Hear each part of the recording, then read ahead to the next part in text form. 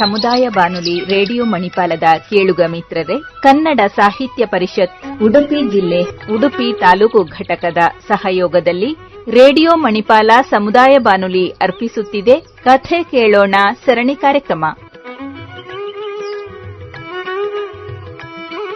ಕಥೆಯ ಸಾಗರದಲ್ಲಿ ಅಮೃತದ ಬಿಂದು, ವಾರ ವಾರವೂ ಕಿವಿದೆರೆಗೆ ಬಂದು. ಕಥೆಯ ಸಾಗರದಲ್ಲಿ ಅಮೃತದ ಬಿಂದು, ಮನ ಮುದಗೊಳಿಸುತ್ತಲೀ ವಿಚಾರ ತುಂಬಿ ಭಾವಕೋಶವ ವಿಸ್ತರಣೆಗೈದು ಮನವ ಮಥನವಗೊಳಿಸಿ ಬದುಕಿಗೆ ಅನುಗೊಳಿಸಿ. ಮನವ ಮಥನವಗೊಳಿಸಿ ಬದುಕಿಗೆ ಅನುಗೊಳಿಸಿ, ಬದುಕಿಗೆ ಅನುಗೊಳಿಸಿ.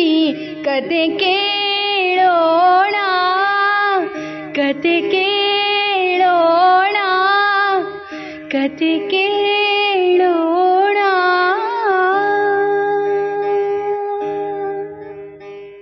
ರೇಡಿಯೋ ಮಣಿಪಾಲ್ ಶ್ರೋತೃ ಬಾಂಧವರೇ, ಇಂದು ಪ್ರಸಾರವಾಗುತ್ತಿರುವ ಕಥೆ ಕೇಳೋಣ ಸರಣಿ ಕಾರ್ಯಕ್ರಮದ 181ನೇ ಸಂಚಿಕೆಯಲ್ಲಿ ಕಥಾವಾಚನವನ್ನು ಮಾಡಲಿದ್ದಾರೆ ರಂಗೋಲಿ ಕಲಾವಿದರಾಗಿರುವ ಡಾಕ್ಟರ್ ಭಾರತಿ ಮರವಂತೆ.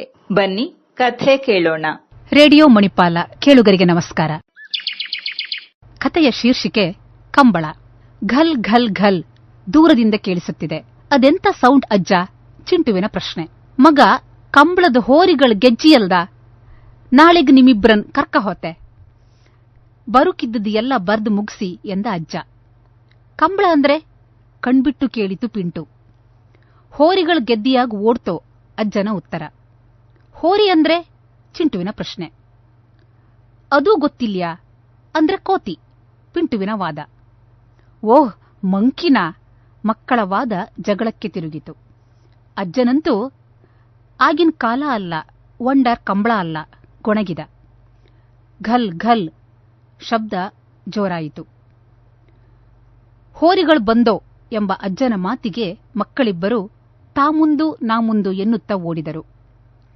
ಮಕ್ಕಳೇ, ಕಪ್ಪಾಯ್ತು, ಹಾರ್ಕಂತ ಹೋಯ್ನಿ, ಇದ್ದದ್ದು ಕೈಕಾಲು ಮುರ್ಕಣಿ, ಕಾಲಡಿ ಹೈಸಾರ ಎರಣ್ಣಿ ಓಡಾಡ್ತೋ ಅಜ್ಜಿ ಕೂಗಿದಳು. ಓಹ್, ಬಫೆಲೋ ಬಫೆಲೋ ಮಕ್ಕಳು ಕೂಗುತ್ತಾ ಕುಣಿದರು. ಮೊಬೈಲ್ನಲ್ಲಿದ್ದ ಚಿತ್ರ ತೋರಿಸುತ್ತಾ ಇದೇ ಬಫೆಲೋ ಅಲ್ಲಿಪ್ಪುದು ಎಂದಾಗ ಅಜ್ಜ ಕಣ್ಣರಳಿಸಿ ನಕ್ಕ. ಶೃಂಗರಿಸಿದ ಹೋರಿಗಳು ರಸ್ತೆಯಲ್ಲಿ ಮದುಮಗನಂತೆ ಕಾಣುತ್ತಿದ್ದವು. ಶಿಸ್ತಿನ ಗತ್ತಿನ ನಡೆಯ ತಾಳ ಲಯಕ್ಕೆ ಕೊರಳ ಗೆಜ್ಜೆ ಸದ್ದು ಮಾಡುತ್ತಿತ್ತು. ಮಾರನೆಯ ದಿನದ ಮುಂಜಾವು ಮಕ್ಕಳಿನ್ನೂ ಎದ್ದಿರಲಿಲ್ಲ. ಅಜ್ಜ ಒಬ್ಬನೇ ಕುಳಿತಿದ್ದ. ಹೆಂಡತಿ ತಿಂಡಿ ಬಡಿಸುತ್ತಾ, ಎಂತ ಜಾನ್ಸುದ್ ಮರ್ರೆ, ತಿಂಬ್ರಲೆ ಎಂದಳು. ಈ ವರ್ಷದಿಂದ ತೆರ್ಗಿ ಹೆಚ್ಚಾಯಿತು. ನೀರ್ ಬಿಲ್ ಕಟ್ಟುಕ್ 2 ದಿನ ಇಪ್ಪುದು. ಕೆಲ್ಸದಾರ್ ಸಂಬಳು ಹೆಚ್ಚು ಮಾಡ್ಕಂದಿಕಿ ಗೌಜಿಯೇ ಗೌಜ್. ಕೆಲ್ಸ ಎಂತ ಮಾಡ್ರಿ ಕೇಂದ್ರೆ ಎಂತದೂ ಇಲ್ಲೆ. ಕಣ್ ಕೊಡಿಯಾಗ ನನ್ ಕಂಡ್ರ ಸಾಕ್, ಅದೇನ್ ಎತ್ತೆತ್ತಿ ಕೆಲ್ಸ ಮಾಡ್ದಂಗ್ ಮಾಡೋದು. ಆಳ್ ಮಾಡದ್ ಹಾಳ್ ಅಂಬ್ರ ಹಿಂದಿನರ್ ಗಾದಿ ಸುಳ್ಳಲ್ಲ. ಮೊನ್ನೆ ಅಲ್ಲೊಂದು ಅಂಗಡಿಗ ಕಳ್ರ ಹೊಗ್ಗಿ ಎಲ್ಲಾ ತಕ್ಕಂಡ್ ಹೋಯಿರಂಬ್ರ.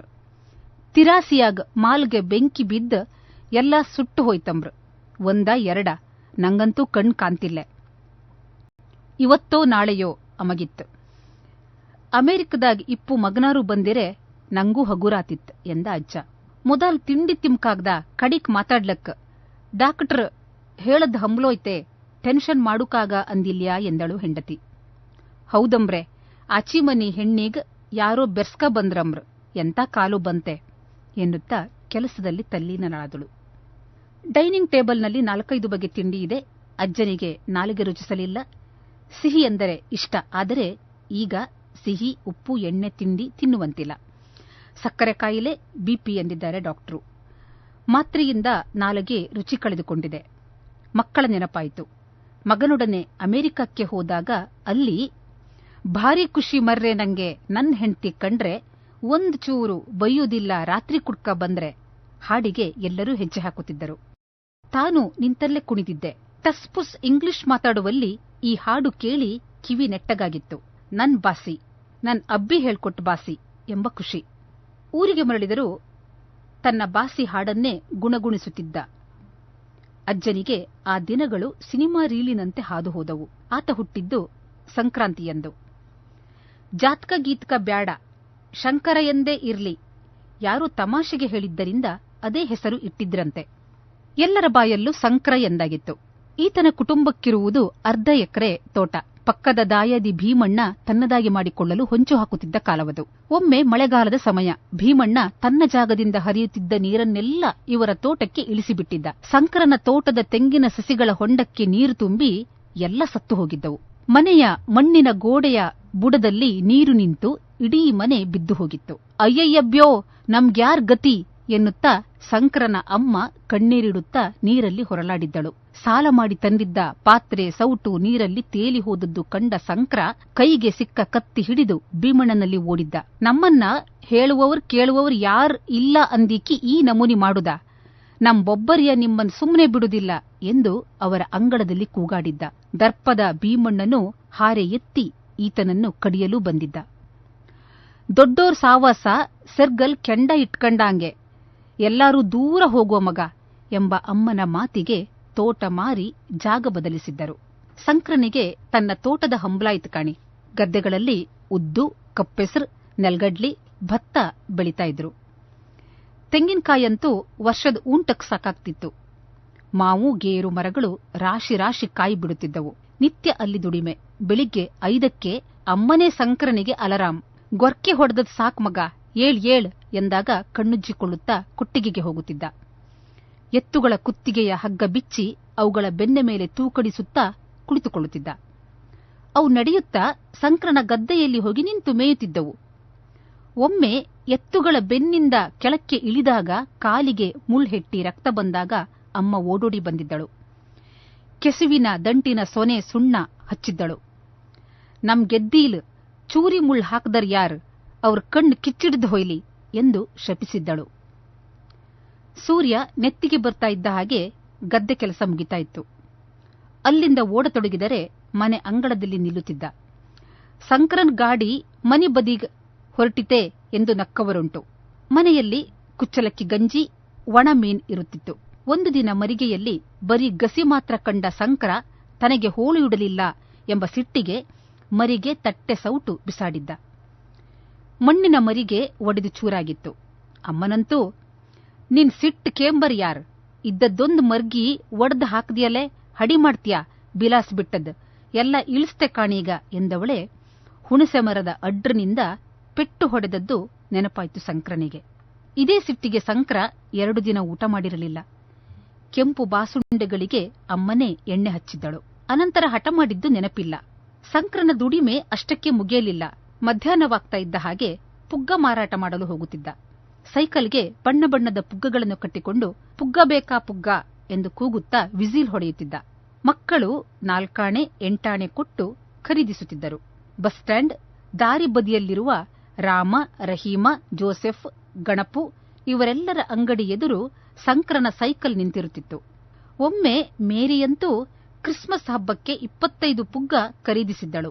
ಸಂಕ್ರನ್ ಅಂಗಡಿಗ್ ಟ್ಯಾಕ್ಸ್ ಕಟ್ಟುಕಿಲ್ಲ, ಬಾಡ್ಗಿಯಂತೂ ಇಲ್ಲ, ಎಲ್ ಬೇಕಾರ್ ಅಲ್ ಹೋಯ್ಲಕ್ ಎಂದು ನಕ್ಕವರುಂಟು. ಅದರ ಕಷ್ಟ ಸಂಕ್ರನಿಗೆ ಮಾತ್ರ ಗೊತ್ತಿತ್ತು. ಕೆಲವರು ಪುಗ್ಗ ಚೆನ್ನಾಗಿದೆಯೇ ಎಂದು ಖರೀದಿಸಲೆಂದೇ ಊದುತ್ತಿದ್ದರು.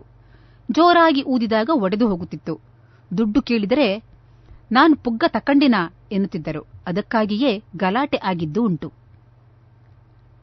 ಆ ವರ್ಷ ಮಾರಸ್ವಾಮಿ ಮಳೆದೇವರ ಹಬ್ಬ. ಸಂಕ್ರನೂ ಪುಗ್ಗ ಮಾರಲು ಹೋಗಿದ್ದ. ಇದ್ದಕ್ಕಿದ್ದಂತೆ ಜೋರಾದ ಮಳೆ ಸುಂಟರ ಗಾಳಿಗೆ ತತ್ತರಿಸಿದ್ದ.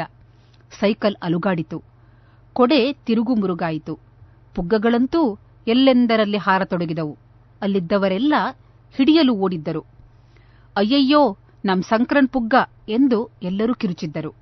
ನೀನ್ ಮಳಿದೇವ್ರ ಅಂದಿಕ್ಕಿ ನಿನ್ ಪರ್ತಾಪ ತೋರ್ಸ್ದ್ಯಾ ಎಂದು ಮಳೆದೇವ್ರಿಗ್ ಬೈದಿದ್ದ.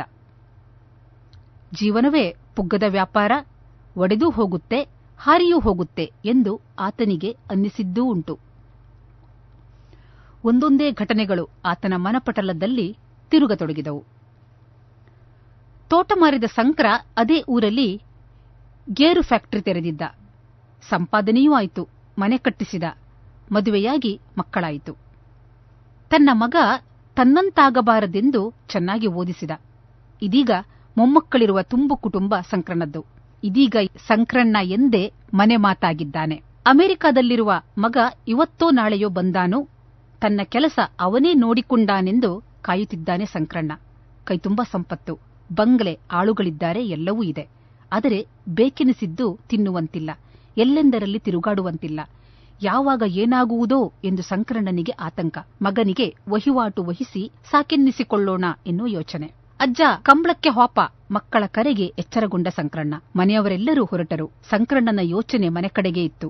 ಗಾಡ್ರೇಜ್ಗೆ 2 ಲಾಕರ್ ಇದೆ, ಹಣ ಇದೆ, ಚಿನ್ನವಿದೆ, ಕಳ್ಳರು ನುಗ್ಗಿದರೆ ಯೋಚನೆಗಳು ಸುಳಿಯುತ್ತಿವೆ. ಕಂಬಳದಲ್ಲಿ ಮಕ್ಕಳಂತೂ ಕುಣಿದು ಕುಪ್ಪಳಿಸಿದರು. ಕಂಬಳ ಕಂಡ್ರಿ ಅಲ್ದ, ಇನ್ನು ಮನೆಗೆ ಹೋಗೋಣ ಎಂದ ಸಂಕ್ರಣ್ಣ. ಅಷ್ಟರಲ್ಲಿ ಆಕಾಶದಲ್ಲಿ ಕಾರ್ಮೋಡ ಕವಿಯಿತು. ಕಪ್ಪೆಗಳು ಒಟಗುಟ್ಟುತ್ತಿವೆ. ಮಿಂಚು, ಗುಡುಗು, ಚಟಿಲ್ ಚಟಿಲ್ ಸದ್ದು. ಭಯದಿಂದಲೇ ಎಲ್ಲರೂ ಗೂಡು ಸೇರಿದರು. ಸ್ವಲ್ಪ ಹೊತ್ತಿನಲ್ಲಿ ಮತ್ತೆ ಅದೇ ಸದ್ದು, ಘಲ್ ಘಲ್. ಕಂಬಳ ಮುಗಿದು ಹೋರಿಗಳೆಲ್ಲ ಮನೆಗೆ ಮರಳುತ್ತಿದ್ದವು.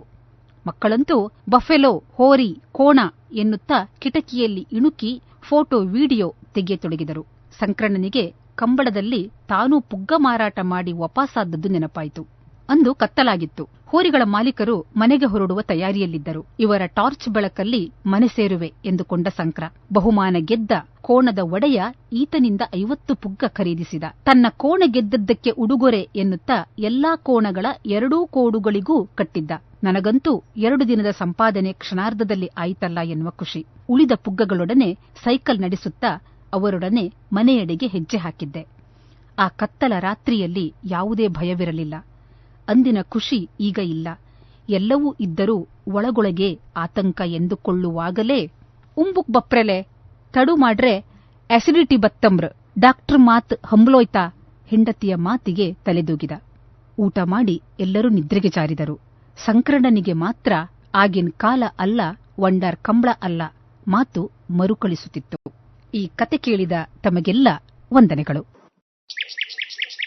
ಪ್ರಿಯ ಕೇಳುಗರೆ, ಇದುವರೆಗೆ ರಂಗೋಲಿ ಕಲಾವಿದರಾಗಿರುವ ಡಾಕ್ಟರ್ ಭಾರತಿ ಮರವಂತೆ ಅವರಿಂದ ಸ್ವರಚಿತ ಕಥೆಯನ್ನು ಕೇಳಿದಿರಿ. ಕನ್ನಡ ಸಾಹಿತ್ಯ ಪರಿಷತ್ ಉಡುಪಿ ಜಿಲ್ಲೆ ಉಡುಪಿ ತಾಲೂಕು ಘಟಕದ ಸಹಯೋಗದಲ್ಲಿ ರೇಡಿಯೋ ಮಣಿಪಾಲ ಅರ್ಪಿಸುತ್ತಿರುವ ಕಥೆ ಕೇಳೋಣ ಸರಣಿ ಕಾರ್ಯಕ್ರಮ ಇಲ್ಲಿಗೆ ಮುಕ್ತಾಯವಾಯಿತು. ಮುಂದಿನ ಕಥೆ ಕೇಳಲು ಮತ್ತೆ ಭೇಟಿಯಾಗೋಣ.